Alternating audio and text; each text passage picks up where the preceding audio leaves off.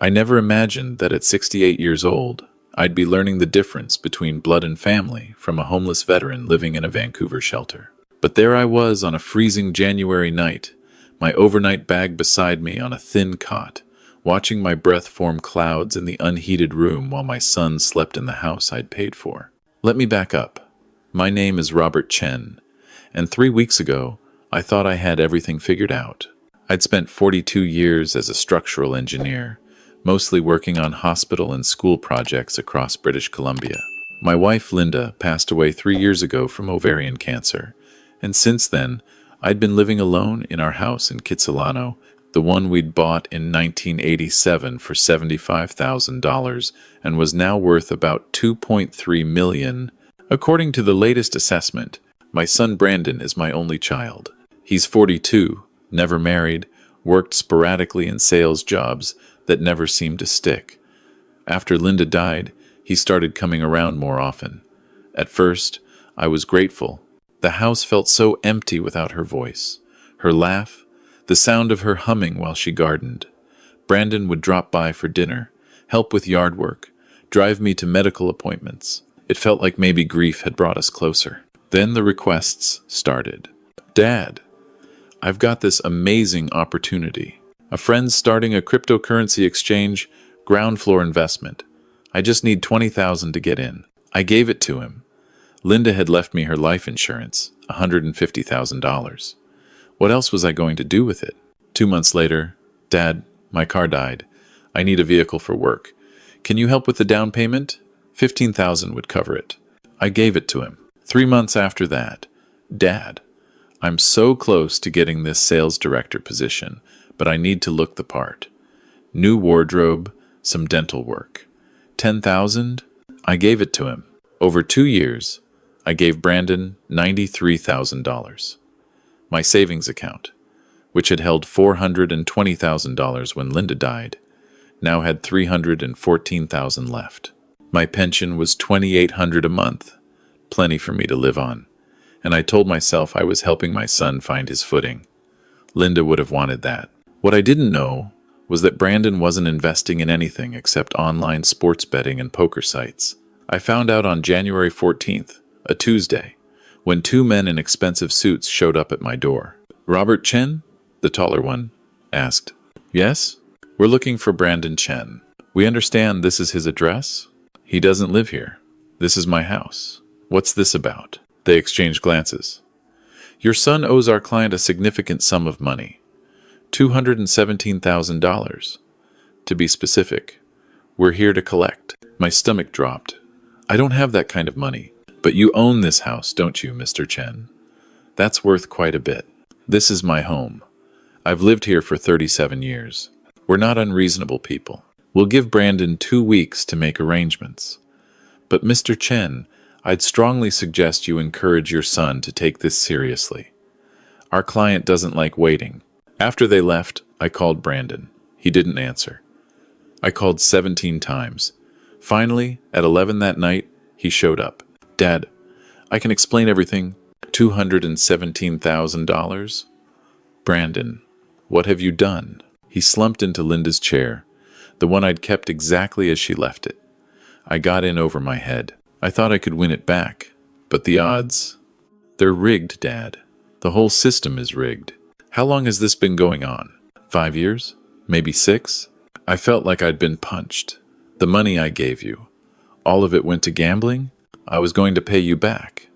I swear, I just needed one good streak. Brandon, I don't have $200,000. You know that. I gave you everything extra I had. He looked up then, and I saw something in his eyes that made my blood run cold. But you have the house. No, absolutely not. This is your mother's house. This is our home. Dad, they're going to kill me. These aren't nice people. They've already threatened to break my legs. Then we go to the police. The police can't help. Don't you get it? I need money, now. And you're sitting on $2 million of equity. This isn't equity, Brandon. This is my home. Where would I live? There are retirement places. Nice ones. You don't need all this space anyway. I stared at my son, really looked at him, and realized I didn't recognize the person in front of me. "Get out. Dad, please, get out of my house. I'll help you figure something out, but I'm not giving you my home. Get out." He left, but not before I saw the look on his face. Not sadness or shame, anger. 3 days later, I woke up in the hospital. The last thing I remembered was having dinner, some leftover roast chicken I'd made. Brandon had stopped by unexpectedly, seemed apologetic, stayed for a cup of tea. Then nothing until I opened my eyes to fluorescent lights and a nurse checking my vitals at Vancouver General. "Mr. Chen, you're awake. How are you feeling? What happened? Why am I here?" "You were found unconscious in your home yesterday morning. Your son called the ambulance, said he stopped by, and found you collapsed. We've run tests. You had a significant amount of sleeping medication in your system." "Do you take sleeping pills, Mr. Chen?" "No, never." The nurse frowned. "The paramedics found an empty bottle of Zopiclone in your kitchen. It was prescribed to you 6 months ago?" I remembered then. After Linda died, I'd had trouble sleeping for a few weeks. The doctor prescribed pills. I took 3, hated how they made me feel, put the bottle in the back of the medicine cabinet, and forgot about it. I didn't take them. I would never take that many. Well, someone did. We had to pump your stomach. You're lucky your son found you when he did. But he didn't find me. The realization came slowly, like ice water in my veins. He drugged me. I discharged myself that afternoon against medical advice. The taxi dropped me at my house, and I knew something was wrong before I even got to the door. The lock was different. My key didn't work. I knocked. Brandon answered, but he didn't let me in. "What did you do?" I asked. "What I had to. You weren't being reasonable. Let me in my house." "It's not your house anymore, Dad. While you were in the hospital, I took care of some paperwork. Power of attorney. You signed it a year ago, remember? When you had that minor stroke scare?" I did remember. Brandon had been so concerned, so insistent that we needed to be prepared, just in case something happens, Dad. Just so I can help you. That doesn't give you the right to... I sold the house. Well, I'm in the process. I found a buyer, closing in 3 weeks. 2.1 million. That'll cover my debts and give me a fresh start. You can't sell my house. That power of attorney doesn't authorize that. I'll get a lawyer. I'll fight this. With what money, Dad? I also took care of your bank accounts, for safekeeping. You're clearly not making good decisions if you overdosed on sleeping pills. The bank agreed you need help managing your finances. I couldn't breathe. You drugged me. You're stealing my home, my money, everything. I'm protecting you from yourself. Look, I found a nice place for you. East Vancouver. Subsidized housing for seniors. Studio apartment, $300 a month. Your pension will cover it easily. You'll be fine. Brandon, please. Please don't do this. I'm your father. Something flickered across his face. Maybe guilt. Maybe just impatience. I'll have your stuff dropped off at the new address. Here. He handed me a piece of paper with an address on East Hastings. Move-in date is Monday. That gives you 4 days. 4 days? Brandon, it's Thursday. Where am I supposed to stay until Monday? There are hotels. Here. He pulled out his wallet, handed me 2 20s. This should help. $40? For 4 days? Dad, I'm sorry it has to be this way, but you forced my hand. If you just helped me when I asked, none of this would be necessary.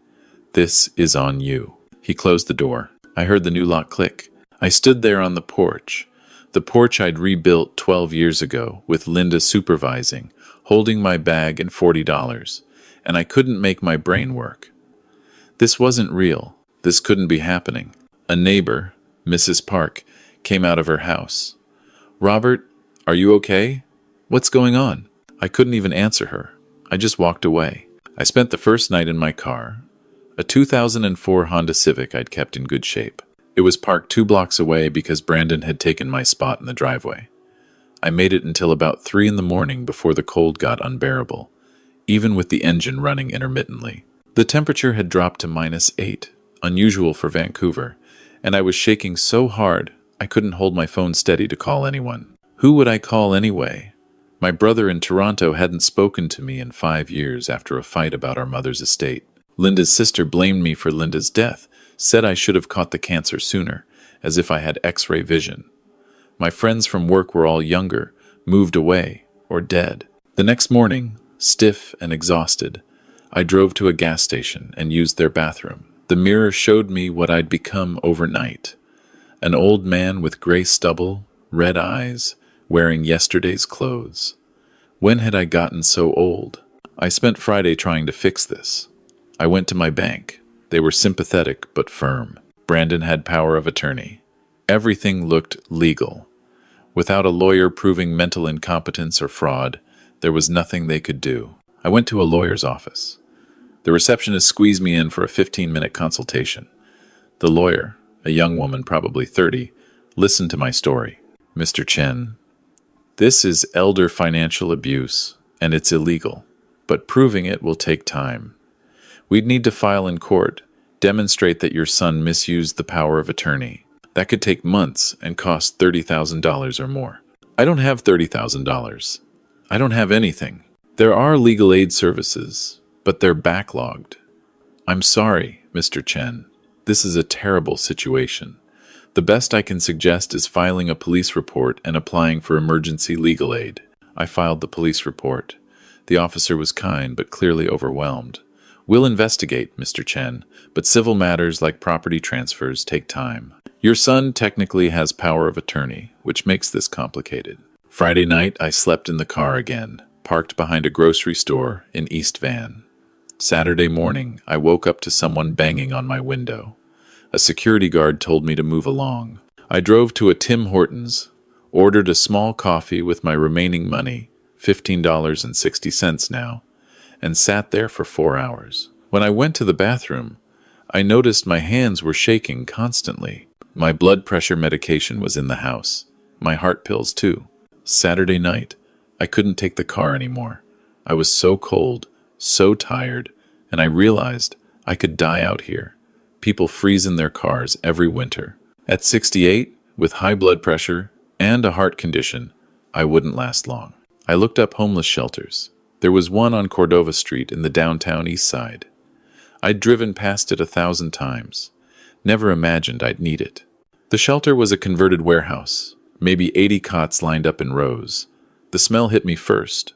Unwashed bodies, disinfectant, something else I couldn't identify. Depression, maybe. Despair has a smell. A woman at the intake desk, maybe 50, with kind eyes, checked me in. First time? Yes. I'm Sandra. We have dinner until 7. Lights out at 10. You'll need to be out by 7 tomorrow morning, but you can come back tomorrow evening. Okay? Okay.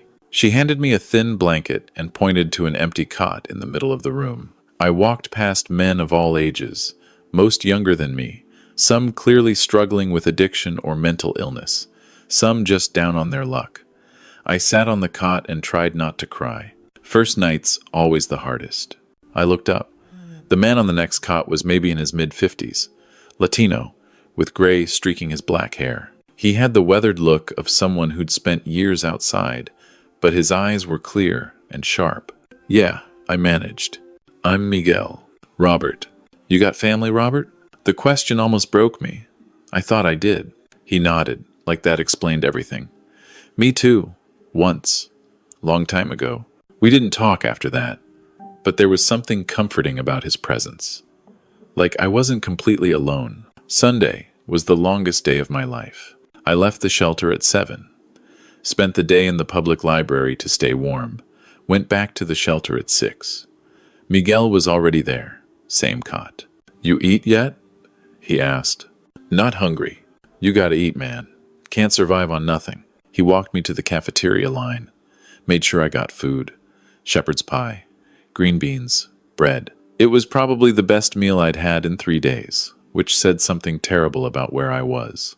Thank you, I said. We look out for each other here. That's how it works. Monday I was supposed to move into the subsidized housing. I took the bus to the address Brandon had given me. The building was a 5-story concrete block with bars on the ground floor windows. The studio was 320 square feet, smaller than my old garage. There was a hot plate, a bathroom with a shower that had black mold, and a window that looked directly at a brick wall. The building manager, a man who introduced himself only as Dave, took my first and last month's rent, $600. I had $740 left from my pension check, which had come through Friday. "You're lucky," Dave said. "Usually got a waiting list a mile long." I moved in with my one bag. Brandon had promised to deliver my stuff. Nothing came. I called him twice. Both went to voicemail. That night, lying on a mattress that smelled like cigarettes and regret, I thought about Linda. What would she say if she could see me now? Would she blame me for not seeing what Brandon had become? Or would she blame herself for enabling him too? I stayed in that apartment for 3 days. On Thursday, I went back to my house in Kitsilano. A realtor's sign was up. Sold. Brandon's car wasn't in the driveway. A young couple was taking pictures in front, probably the buyers, excited about their new home. I walked away before they could see me crying. I went back to the shelter that night. The apartment felt like giving up, like admitting this was my life now. At least the shelter felt temporary, like I was still trying to figure things out. Miguel was there. Same spot. "Thought you had a place?" "I did. I do. It's just... I get it. Hard to be alone when your head's this messed up." Over the next week, we talked.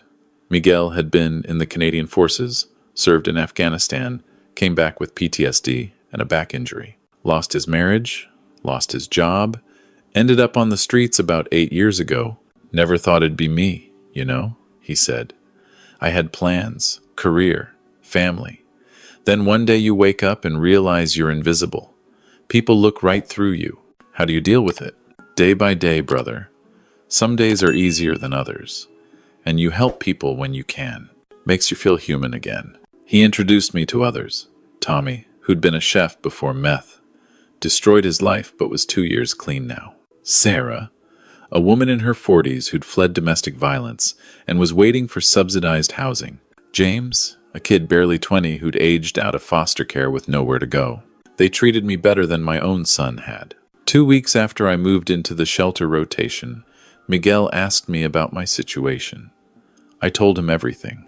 The gambling debts, the drugging, the stolen house, everything. His face went hard. "That's elder abuse, financial exploitation. Your son should be in jail." I filed a police report. They said it's complicated because of the power of attorney. It's not complicated. It's theft. He drugged you, Robert. That's assault too. I can't prove it. Maybe you can. You know anyone at that hospital? Anyone who could pull your admission records? Toxicology reports? I thought about it. I worked on the building expansion at Vancouver General 15 years ago. I knew some of the administration back then, but I don't know if anyone's still there. Worth a try. And I might know someone who can help. Used to serve with a guy, Jake Harris. He's a detective now, VPD. Deals with financial crimes. Let me reach out. "Miguel, why are you helping me? You don't even know me." He was quiet for a long moment. "You remind me of my dad. He was an engineer too. Worked his whole life, tried to do right by everyone. My stepmom took everything after he died. I was deployed, couldn't fight it. By the time I got back, it was too late. He died in a care home, alone, with nothing. I wasn't there for him. Maybe helping you makes up for that a little." I didn't know what to say, so I just nodded. 3 days later, Miguel came back from his day with a phone number. "Jake said he'd meet with you. Tomorrow, 3 p.m., coffee shop, on Commercial Drive." Detective Jake Harris was maybe 45, built like he still did military PT, with the same watchful eyes Miguel had. He listened to my story without interrupting, taking notes. "This is a slam-dunk case if we can prove the drugging," he said finally. "The power of attorney abuse is harder, but the assault charge would open everything up. We'd need the hospital records, and you'd need to give a formal statement." I already filed a report. I read it. But that went to general investigation. This would come through financial crimes, different weight. I'd personally handle it. And Robert, I'm going to be straight with you. Your son has priors. 2 fraud charges, both pleaded down. If we can make this stick, he's looking at real time. My stomach twisted. He's my son. He's a criminal who drugged his father and stole his house. You don't owe him protection. I know. I need to think about it. Don't think too long. The house sale closed yesterday. That money's going to disappear fast. I spent the weekend wrestling with it. Could I really send my son to prison? Linda's voice kept echoing in my head, something she'd said years ago when Brandon was 20 and we'd caught him stealing from my wallet. Protecting him from consequences isn't love, Robert. It's enabling. Monday morning, I met Jake at the police station and gave my formal statement. He got a warrant for the hospital records. The toxicology report showed zopiclone levels consistent with 8 to 10 pills, well above therapeutic dose.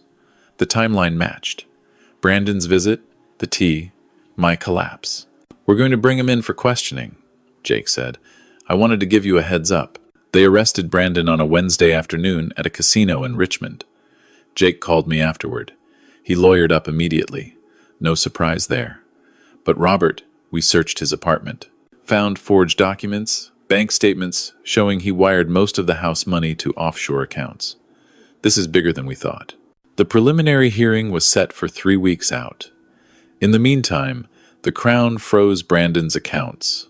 What was left of them? Turns out he'd already gambled or transferred away 1.7 of the 2.1 million. 400,000 was frozen, held as evidence. I kept going to the shelter, partially because the studio was depressing, partially because Miguel and the others had become something like friends, real friends, who didn't want anything from me except companionship. One night, about a month after Brandon's arrest, Miguel and I were playing chess on a board Tommy had salvaged from somewhere. Miguel was winning, as usual. "Can I tell you something?" he said. "Of course." That day we met. When you showed up at intake, I recognized you. I looked up from the board. What? Not your face. Took me a while to place it, but your name, Robert Chen, structural engineer. You worked on the Force's base expansion in Chilliwack, right? About 30 years ago? 29 years ago, yeah? How did you... I was there. Fresh recruit. Just 18. There was an accident. Scaffolding collapsed during construction. I was underneath when it came down. Someone pulled me out, stayed with me until the medics came. Probably saved my life. The guys said it was one of the engineers. You? I remembered. A kid, terrified, pinned under metal framework. I'd been doing a site inspection, heard the crash, ran over. We'd gotten him out just before the rest came down. That was you? That was me. You stayed with me the whole time. Kept talking to me, kept me calm. I never got a chance to thank you. You were gone when I got out of hospital. I stared at him. Miguel, that was 30 years ago. You've been living on the streets for 8 years. Why didn't you say anything when you saw me? Would you have believed me? Would you have trusted it? You needed to know I was helping you because you're a good person who deserved help, not because of some debt from 3 decades ago. You don't owe me anything. Yeah, I do. You saved my life then. Figure I can help save it now. Different kind of saving. I didn't know what to say. The universe felt too strange, too circular. Besides, Miguel grinned, you're terrible at chess. Someone needs to stick around and teach you properly. The trial took 3 months to get to. Brandon pleaded guilty to assault, elder abuse, fraud, and forgery in exchange for a reduced sentence, 5 years. Could have been 10. At the sentencing hearing, I had to give a victim impact statement. I sat in the witness box, looked at my son in his cheap suit, and tried to find something to say. When my wife Linda was dying, she made me promise to take care of our son. I thought that meant giving him money, helping him out of jams, being there whenever he needed me. I thought that was love, but I was wrong. Real love means letting people face the consequences of their choices. Real love means expecting better from them, not enabling worse. I failed you, Brandon, by always bailing you out, and you failed me by seeing my love as weakness to exploit. I forgive you, but I can't have you in my life anymore. I hope prison gives you time to become someone your mother would be proud of. Brandon cried. I don't know if it was genuine or performance. I didn't stay to find out. The court ordered restitution. Whatever money was recovered would go to me, after legal fees and court costs. The lawyer estimated I'd get back maybe 250,000 of the 400 frozen.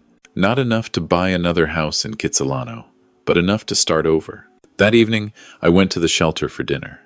Miguel was there, like always. "How'd it go?" he asked. "He got 5 years. Miguel nodded. "How do you feel?" "Relieved. Sad. Like I should feel worse than I do." "You feel how you feel. That's okay." We ate in silence for a while. Then I said, "Miguel, I've been thinking. When I get that money back, I want to do something with it." "Yeah?" "There are hundreds of veterans in this city who can't get the help they need. PTSD, addictions, disabilities. The system fails them. I was thinking, maybe we could start something. A support center, halfway house, something that actually works." Miguel looked at me. "We? If you're interested. I've got project management experience. You've got lived experience and connections. Between us, we could maybe make something happen." "Robert, that's a massive undertaking. I'm 68. I've got time. And I've got a reason now. You saved my life twice, Miguel. Once when I was buried under scaffolding, and once when I was buried under despair. Let me return the favor for others." He smiled. The first real smile I'd seen from him. Yeah, let's do it." The restitution came through 6 months later. $237,000. I used it to lease a building in East Van, an old motel that had been condemned but had good bones. Miguel and I spent a year renovating, hiring some of the guys from the shelter to help with construction. Tommy designed the kitchen.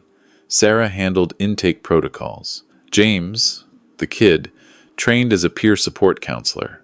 We called it Second Chance's House. 30 beds, case management, mental health support, job training. We partnered with Veterans Affairs for funding and got grants from the city. It wasn't perfect, but it was real. 3 years after he went to prison, Brandon wrote me a letter. It was the first contact we'd had since the sentencing. "Dad, I've been in therapy, real therapy, dealing with the gambling addiction and everything else. I'm not asking for forgiveness or money or anything. I just want you to know I understand now what I did to you. You didn't deserve it. Mom didn't raise me to be that person, and I'm ashamed of who I became. I'm working on being better. I'm working on being someone you could be proud of. I hope you're doing okay. I think about you every day. Love, Brandon." I wrote back. Told him about the center, about Miguel, about finding purpose in helping others. Told him I'd forgiven him but needed time before I could have him in my life again. Told him to focus on his own recovery and we'd see what the future held. He writes every month now. The letters are getting better, more honest, less performative. His release date is coming up in 8 months. I don't know what happens then, but I'm open to seeing who he's become. This morning, I woke up in the small apartment above Second Chance's house. Not fancy, but it's mine, paid for with honest work and clear conscience. Miguel lives in the apartment next door. We have coffee together every morning, plan the day, argue about chess strategies. Sometimes I think about that freezing night in January 4 years ago, sitting on a cot in a shelter, thinking my life was over. I thought I'd lost everything. My home, my savings, my family, my dignity. Turns out I hadn't lost anything that mattered. I'd just been carrying around the wrong definition of wealth. Real wealth isn't measured in houses or bank accounts. It's measured in purpose, in connections, in people who show up for you when you have nothing to offer in return. Miguel saved my life twice. The first time, I pulled him from under rubble. The second time, he pulled me from under despair. We're even now. But we keep going anyway, pulling others up, because that's what family does. Real family. The kind you choose and the kind that chooses you.